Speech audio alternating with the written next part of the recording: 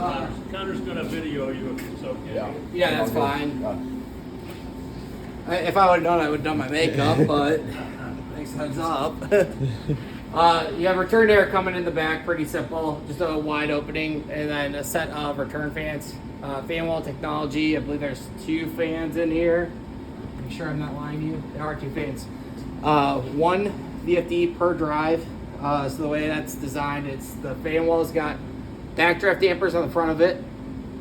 And if a motor were to stop working or a VFD were to stop working, those backdraft dampers would automatically close against pressure. The other fan that's still working can continue to run. Now you might only get 50% of capacity, but there's no requirements from you guys immediately to blink off a fan cell. There would be requirements then to address what that issue is later on. And our building automation system actually does cycle one of these fans off on low demand. Oh, right. Yeah, you guys have the new one. Right, so all this kitchen exhaust, there's 6 kitchen exhaust hook fans. So a lot of the makeup air is going out the exhaust, so we don't need as much coming back through the unit. I think below 50%. So after it goes through the fans, we have the option to go through exhaust or into the channel blender. The unit is sized for economizer, so you could be exhausting all the air, bringing 100% outside air in, or just some of the return air gets exhausted, the rest goes back into space. So, sorry to interrupt you, Johnny. Go ahead, When Leroy. you say 100% economizer, what that means is we can bring in 100% outside air even when it's -5. Yeah, you're not going to probably do it when it's -5.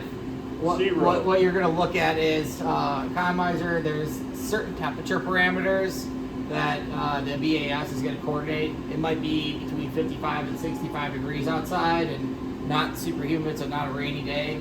But it's essentially where the temperatures outside can come in, don't require any conditioning off your coils, and that can be brought into the space to condition your space. So it's a mode then to reduce your energy consumption because it's a perfect day outside, so why not use the temperatures outside and condition your space versus your utilities? But what is our low design limit on this unit? How cold can the air be and still provide enough outside air to make up the air needed? I think that we designed this unit around -10 entering. That's what I was looking for. Yeah. So hopefully, even when it's bitter cold outside, we can keep just a slightly positive pressure in the kitchen with all that exhaust running while they're cooking. So behind me we have a channel blender, which is your first freeze protection device for when it is -10. What this is doing is creating a bunch of turbulence within your return air and your outside air to get it to quickly mix. That way the gradient of air across the whole entire air handling unit is above 39 degrees, trying to prevent any frozen coils. So you have dampers on the face here with an actuator that are going to control or the BAS is going to tell it to control what that mixture looks like, whether it's 50% outside air at a given time or 20% outside air, whatever you guys are controlling to. After your channel blender and the air gets mixed, it's going to go through filters. What we've provided here on this project is the dynamic V8 filter bank, which is an electrostatic media filter. When it's powered on, you're getting about a MERV 15 effectiveness, so really clean air after the fact. There are no pre-filters on this. The only filter that you have is this dynamic V8 filter. Now the reason why on this project you guys have different filters across campus is looking for energy savings and an ROI on like your guys' time as well. You know, keeping up with filter maintenance is almost a full-time job, I'm sure here. With these filters, we're hoping to get around 4 or 5 years, maybe more, before they need to be changed.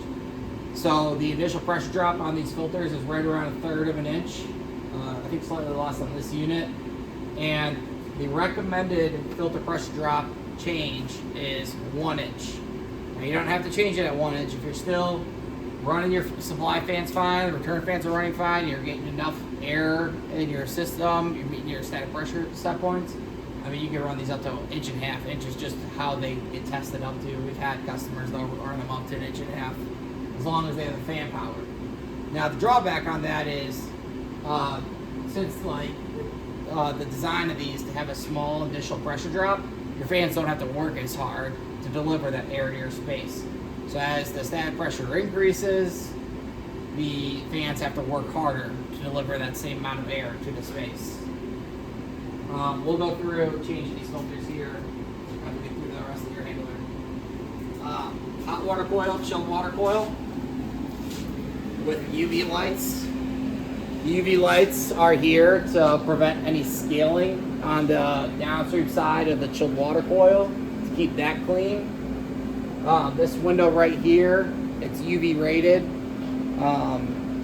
There is a kill switch on this door that you have to disable before you can get into this access section. The reason that's there is we don't want anybody going in there while the UV is on. It'll give you a really bad sunburn and, you know, really hurt your eyes or worse. After the chilled water coil UV lights, we have the supply fan wall. Again, 2 fans, same style as your return fans down there. We have integral backdraft dampers, 1 VFD per fan. If one fan turns off, the backdraft dampers close automatically, the other fan can continue to run. And then we have the discharge down here at the end of the unit into your space. Any questions so far? Did I miss anything, Leroy, that you wanted me to talk about before I get back down to the filter area? No, no. Please All right. proceed.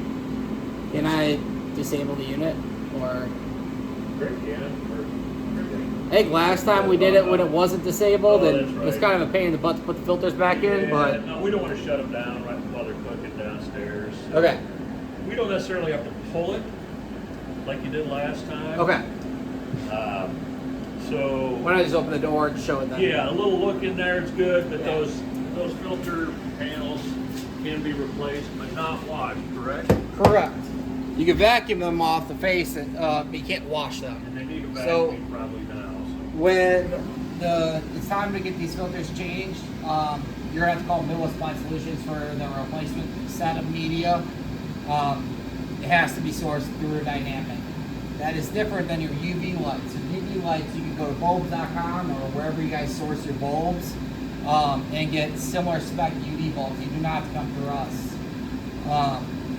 On the filter panel, we have 2 lights right here. One is for on-off. Currently it's on. And then the blue just shows that it's working. There's a blue light here. And then on every one of the filter bank modules, there's also a blue light that shows that it's on. It's low voltage power that they bring into the filter bank. And then the modules are connected via quick connects to each one of them. Now, when I go to turn this off, that blue light will go off because we've got a door switch, like so. And there's little catches on the back of the doors to hold them open for you. So now all the blue lights went off, that blue light went off, and that's because we have a door switch up here. So if you're doing maintenance, and you're done, and you go close the door, turn everything back on, and that blue light doesn't come on, most common thing is the door switch got knocked out of position. Just making sure that that's in the right spot so that way it engages with the door, close that contact to make sure that the power can get fed to the filters. The filters have black clips on the front of all of them that you need to undo. See right there? That you need to undo, and then you'll be able to access 2 filters with that. One will have a red face on it, the other will have a blue face on it. When you go to install the filters again, blue gets pointed to the sky, red gets pointed to the ground. So there is a specific orientation. There's also a little metal button on the corner of each filter that's going to line up with a little button on the corner of each module, and that's just where it's getting its power from to charge the media. So making sure that that also gets contacted as well. You're ever having a problem and blue light's on, but you see one blue light off inside of the unit, that's just kind of indicating where you might have a power problem, maybe a quick connect got disconnected or something. If the rest of the modules are on, and it'll see them right off. Any questions on these? Big comment. Yeah. Safety switch is in place because imagine that filter bank is one large taser. It's taking your voltage and changing it over 15,000 volts DC and charging that media. You don't want to touch it while it's on. And your power is in series, so if one of the quick connects came off, all of the lights after that would Got be it. off, not just the one in the middle. And then if you see the light is off, but if you look past it, you see kind of like a red glowing behind it. That's an indication that it is on, but the bulb itself is burned out. Okay. So there is an LED behind the bulb that lights up also. And so if you can kind of see a light coming from behind that bulb, but it's not actually lit up like the rest of them, that bank is on, just the bulb is burned out. Swap the bulb. So is it a good idea to also shut, Turn it switch off too? Yeah. Because Oh, if you'd yeah. happen to be in there, the door would go Absolutely. shut, Yes. so you're gonna get, Well, Absolutely. yeah. Well, turn it on. Flip that switch. Make sure no So, power. in order to vacuum those filters, and they need to be removed? No, they should not be. Leave them in place with the grating on, filter with the grating on, don't pull the media out and filter it. Because there's some construction dust on those filters right now that, so I don't know, at some point we may want to look into the vacuuming. If I shut down power to the unit, will it shut down the filter bank? I think that this has its own power connection, actually. It's not powered from the fan wall panels themselves. But it does have airflow proof switch that turns the filters off. So they're not sitting there energized if there's no airflow going across. Still want to knock it off right there.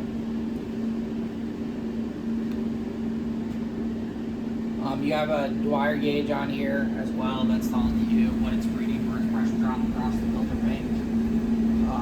Live while the unit's running, so something that you guys can monitor as well. So have you seen these in service other places, I'm assuming? What's the longest that you've seen one actually in service? At Kraft Foods, we called them after 9 years, so they never changed their filters. And 9 years, yeah. so they work. Now, I don't know what their pressure drop was. It might have been 2 or 2.5 inches. Sure, Correct on that. but yeah, if we get 5 years, that's pretty good. Yeah. The media is real expensive. The replacement media is real expensive, but over time, it's worth it. The official factory is 4 years. 4 years? Anticipated. Officially, but not necessarily, conditions In change. the real world, right? Could be long. Do you ever see them with pre-filters ahead of them? Yeah.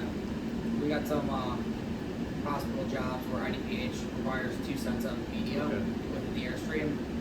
So, whether that's pre-filters and the MERV 15 or the V8s with HEPA downstream. So if you had MERV 8 pre-filters ahead of these, would you expect them to even run out longer than 4 years? Yeah, absolutely. Not So- required though, because that also then adds more pressure drop to the system. Right, and right, and you're still changing Takes away some of your filters ROI period. from the maintenance savings. Yeah.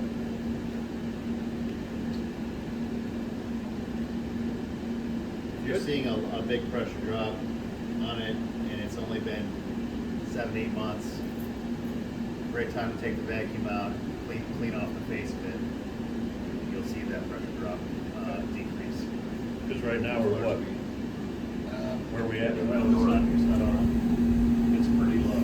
Yeah, it was like around 0.3 last time I was out here. 0.3. Northwest Northwestern University uses these a lot too, don't they, Jacob? Sorry? Northwestern uses these a lot too. Yes, Northwestern University, yeah.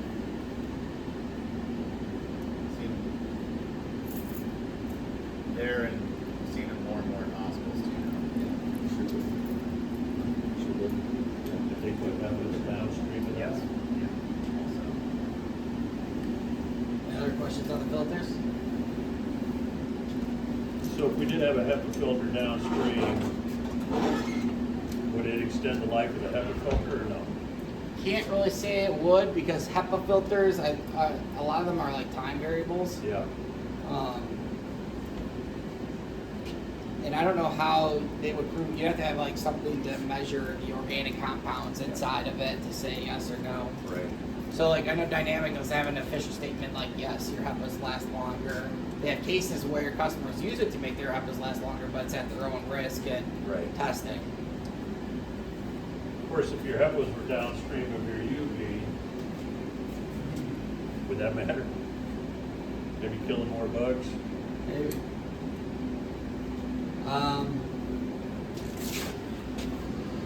Let's see. We start on the panels next, and this is where I'm gonna hand it off to Jake, because like I told you this last time, he's the expert. All right, so first things first, these are high voltage panels, proper PPE, all that. This is not a safety course on arc flash or anything like that. That said, I'm going to open the door so you can see what's inside. This handle is weird, a little counterintuitive. You turn it to the left, and you pull it up the same direction as you're turning it in. So open that. These are the feet here. This side, and open up this while it's on. Okay, so inside the panel here, you got your main power coming in to the disconnect. It's fused. Those fuses are sized for the whole panel. They really should never clear unless you have some kind of catastrophic event inside the panel.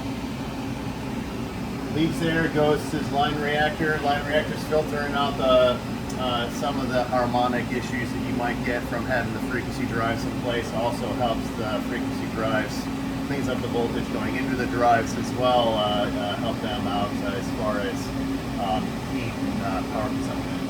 After that goes to distribution block down there, gets separated. 3 phases goes to the fuse block for the drive number 1 and number 2. Comes down here to the transformer. You can isolate an individual drive by turning off its disconnect. If one of these fuses clears, the drive, if one of them clears, the drive will continue to run, sending a balanced voltage out to the motor, even though it's only got single phase coming in. It won't be able to get to its full load output. It'll get to about 70-75% of its amperage rating, and then it will stop and be like, I can't go any faster. So if you see your keypad turned on the door, all you're going to get on the touchscreen is an indication whether or not it's on. But if you had the door open and you saw that VFD number 1 was running at 40 hertz, VFD number 2 is running at 62 hertz, that's a good indication that one of your fuses is bad because it's not running all the way up to the speed that it's being told to go. They will be told to go the same speed all the time. Right?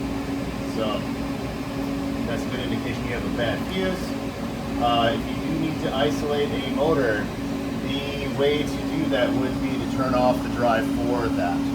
So say some years in the future you got to replace a motor and you need to leave it off, to make sure no one can turn it on, because it will just turn back on with a touch of a button. Turn that disconnect off, turn the motor off, and then they do have lockout, tagout tabs on here. You can lock out that disconnect as well. Power also comes here to the transformer, changing your voltage to 120, and that 120 goes to this guy here, which creates 24 volts DC. That 24 volts DC goes out to this uninterrupted power supply source. This capacitor holds a charge for a few minutes, 3-4 minutes after you turn off power.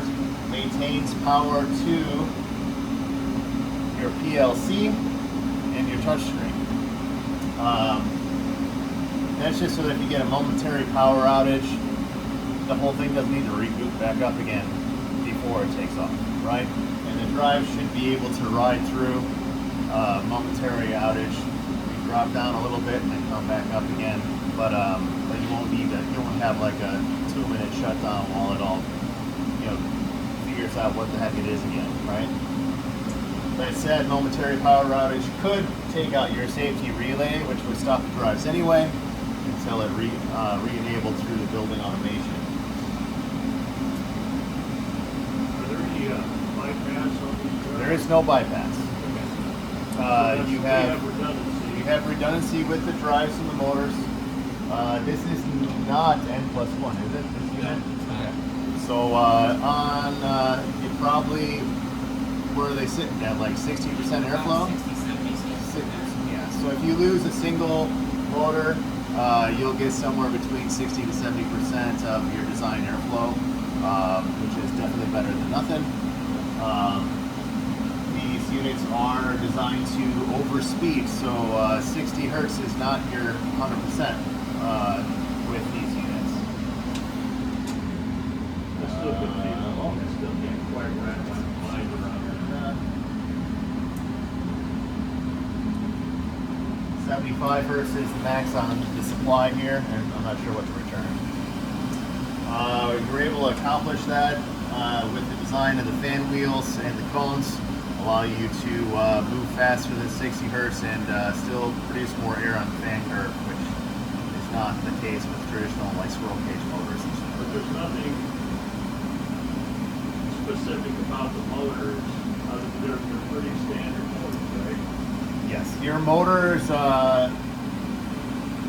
there's a standard AC motor. Yeah. They have totally sealed ceramic bearings, so don't be that determined guy that tries to grease a greaseless motor. No grease. No grease. No grease, all right? Yeah, I mean, other than the fact that they're VFD rated and they're sealed, there's nothing special about them. You could just get that frame size and put it in, it'll from anywhere, it'll work. Those ceramic bearings also prevent any.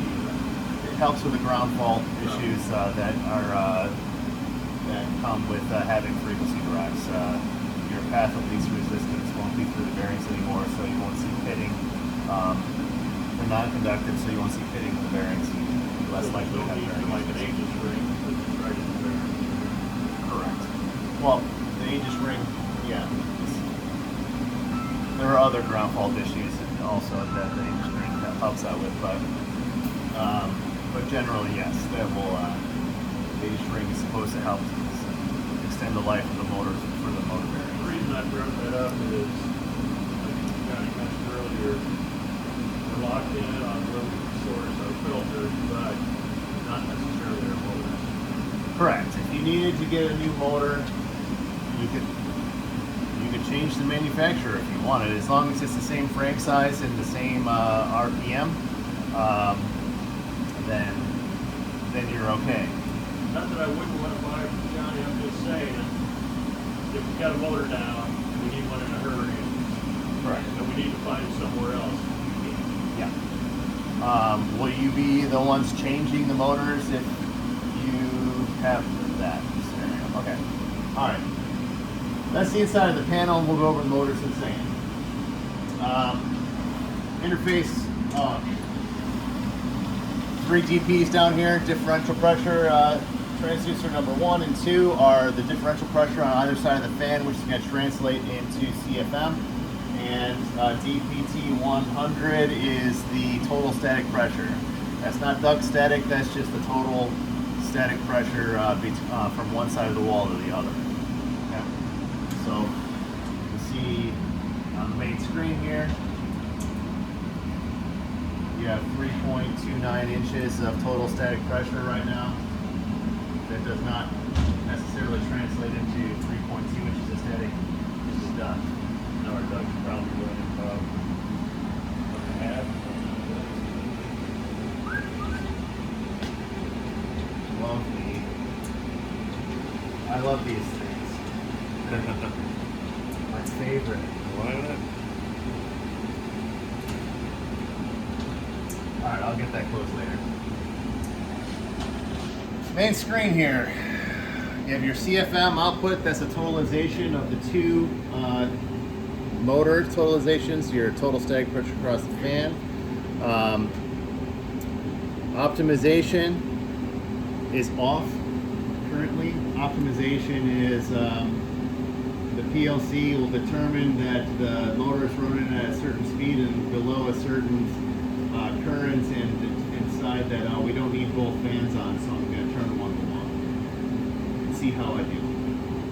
If I'm doing okay, we'll stay like that. Until I'm not, then I'll turn the other one back on again. That feature has been disabled but can be re-enabled just by touching that button.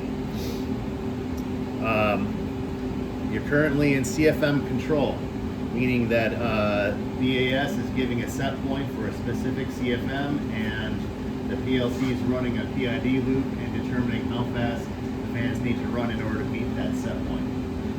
If you disable it, now the BAS set point coming over won't be a set point for CFM, but if it's a 0 to 10 signal, that will be directly from 0 to 100% speed.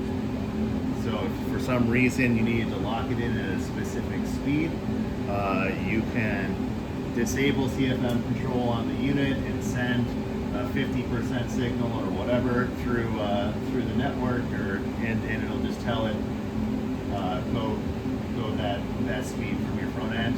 Or you could also put it in local control, disable it, and set a specific frequency, and it will go there. When you touch the screen to touch any of the buttons, the first thing that's going to pop up is asking you for your username and password. The username is user, and the password is 4 zeros.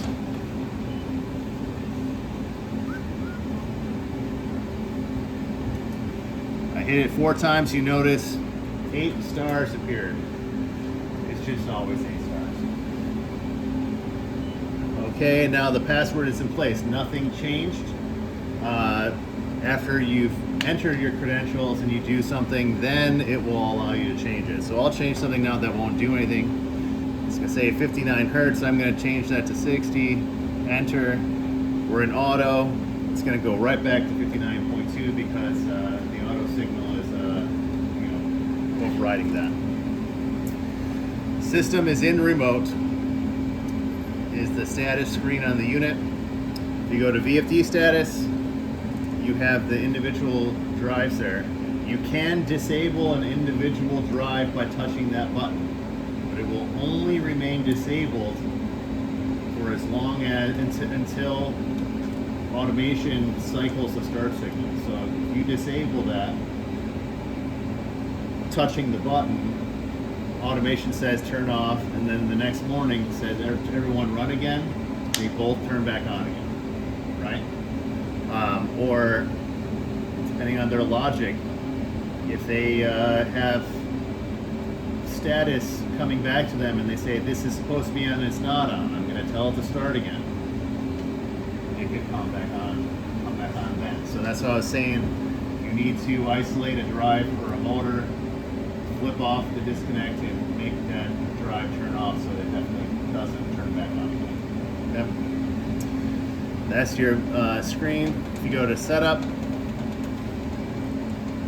this is the optimization settings. You guys aren't using the optimizer. Maximum frequency, you can change that. I wouldn't.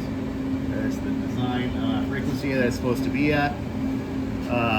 Some little timers in here. Okay, here, sorry. Enable comms, disable hardwire. Don't touch that. That's, for this PLC, you have to make a choice. Either all of your commands are coming through like a backnet communication, or they're hardwired commands. Analog signal coming in, a digital signal coming in. You can't do both. So if you see that the unit it's on, but it's not doing anything it's supposed to be doing, this is a good place to look. Make sure no one clicked on that. And it now says enable hardwire comms active. There's nothing coming over the comms telling you what to do, so it's just going to stay at whatever its last state was, and it's not going to do anything, right? Or a fire alarm integration is coming from the back of that, the same with the building automation. But not to here. Not here. No commands are coming to here. You may be looking at BACnet on here. You are not even connected to the BACnet. There's nothing on the trunk. It is BACnet enabled. If they wanted to get a bunch of status points off the drives and the fans and see all this stuff in real time off the network, they can in the future, but it is not currently connected. Next page.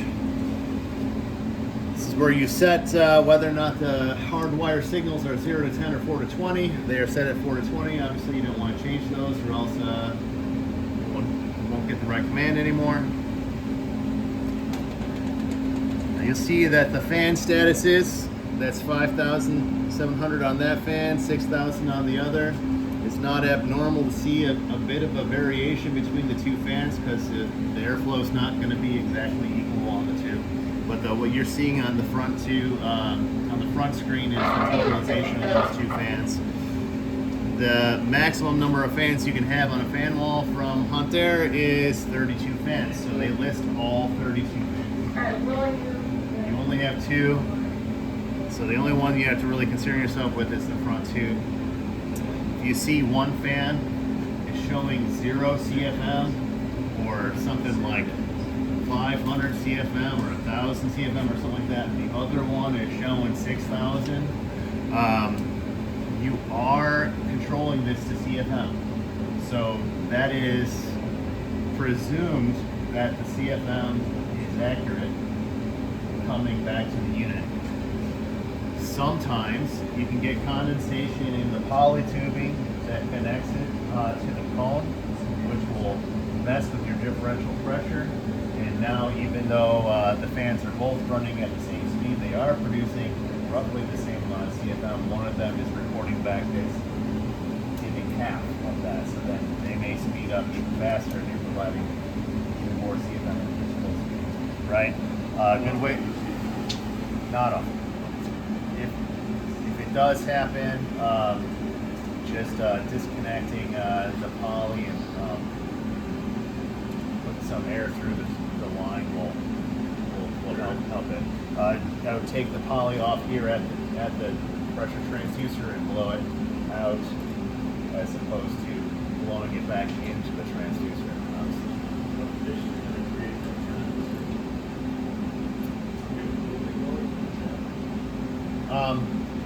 You don't have. Do they have steam here? No steam valve, right? So you're probably not going to see it. I see it more often when they got steam, and then it's dripping on everything. Like a humidifier? Yeah, humidifier, in the channel. Most often, you probably won't see it, but it is possible. The first thing to check if you see that differential also in the thing is look at the drive screens and see if they're both running at the same speed. Like I said before, that would also be a good indication that one of the drives is running slower than the other one if there's a large difference in the CFM. So if you look at the drives, run the same, you're thinking differential pressure is Something's not right with that one, right?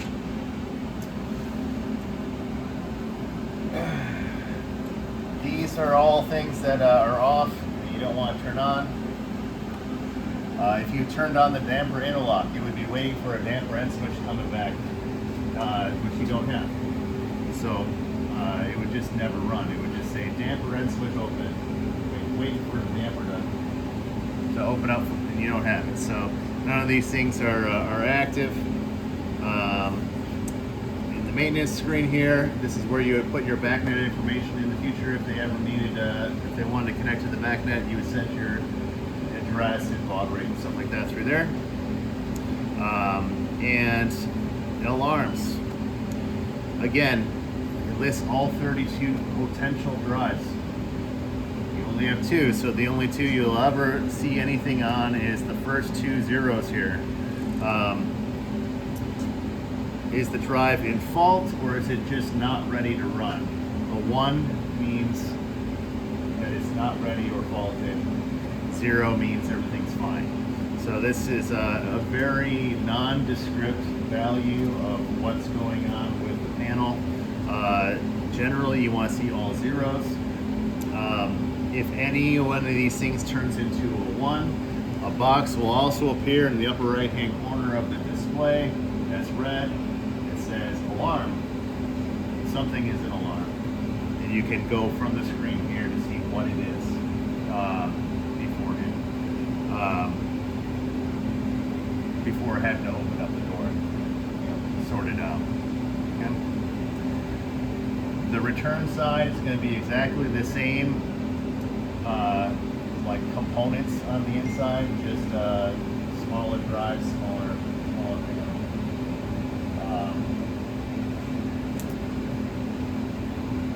Any questions about this? You guys have any other fan walls here on campus? Have you ever had to change any of the motors?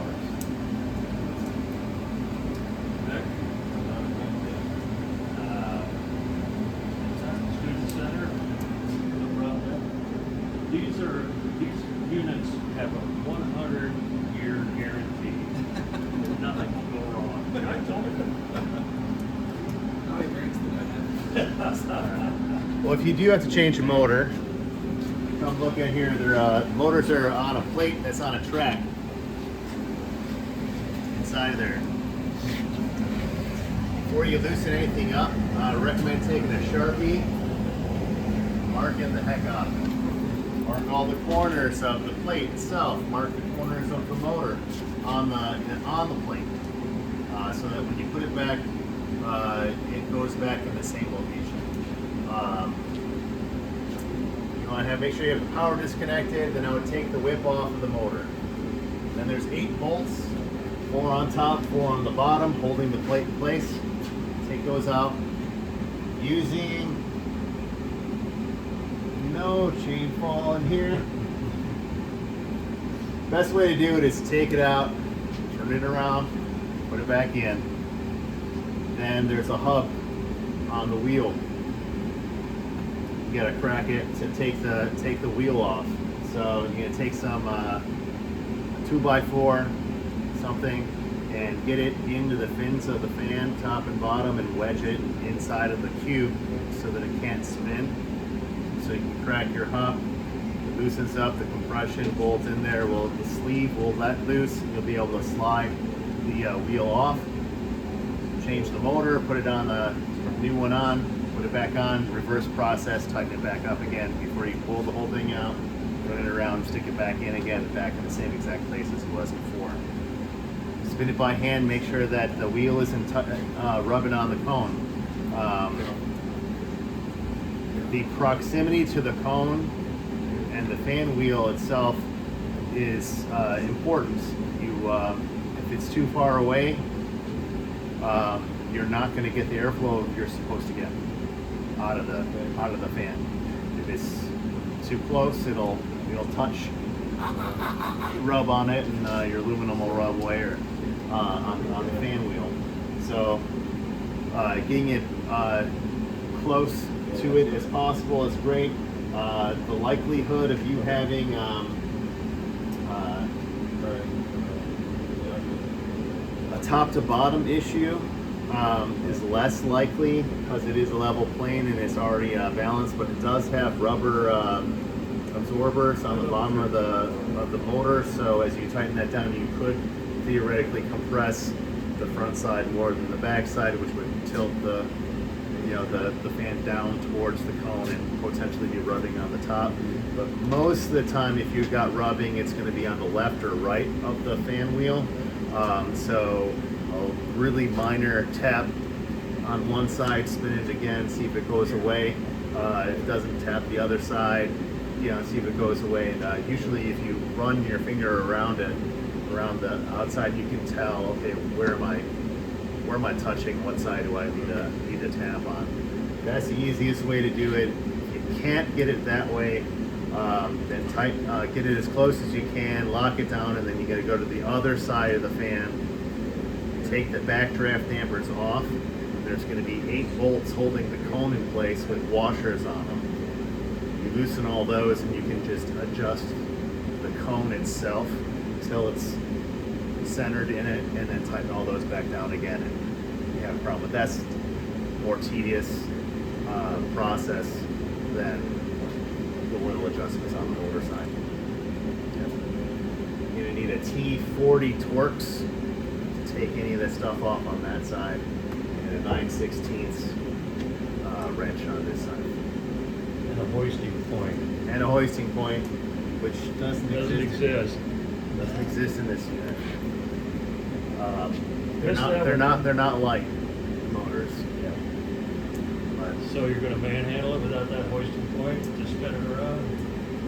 if you can get something in there, build a little structure or something, you could always make a little unit structure, figure it out. Get one of those little carts with the, Yeah. if you can get it in, If you can get it in there. through the door.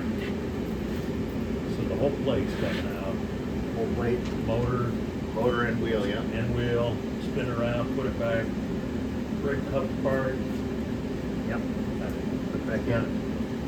It's a little tedious process, but the motors are smaller. It's not that bad. I had to do it more times than I want. Any questions about that?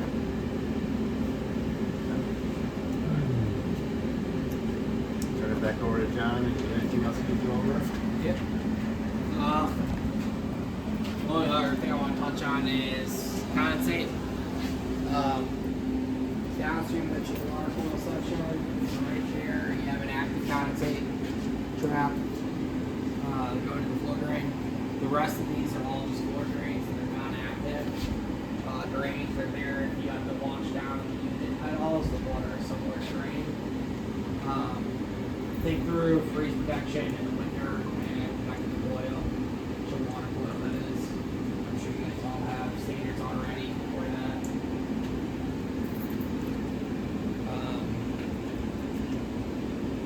Trying to think here.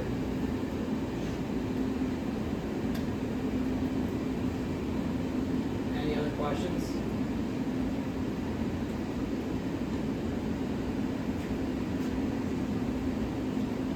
Thanks, Johnny. Cool.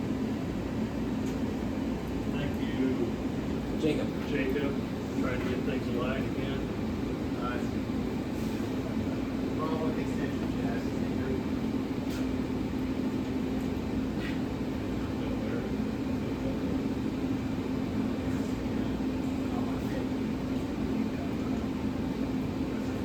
We all Well, good? we guys have any questions after this? Think about it. You might have my contact information. Leroy certainly has my contact information, so.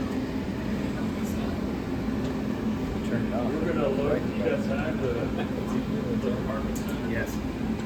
Stop it. Go down. Yeah, just revisit that library. Looks like it's heading down. All right, thanks, fellas. Thank you guys for your time. I usually think the question after. You can see what I was reporting for you right here, Jake. You see this one? Yeah, good stuff. It's really good. Good stuff, yeah. Tell him that once in a while. Oh, yeah. 20 years. Believe now, so you can get that.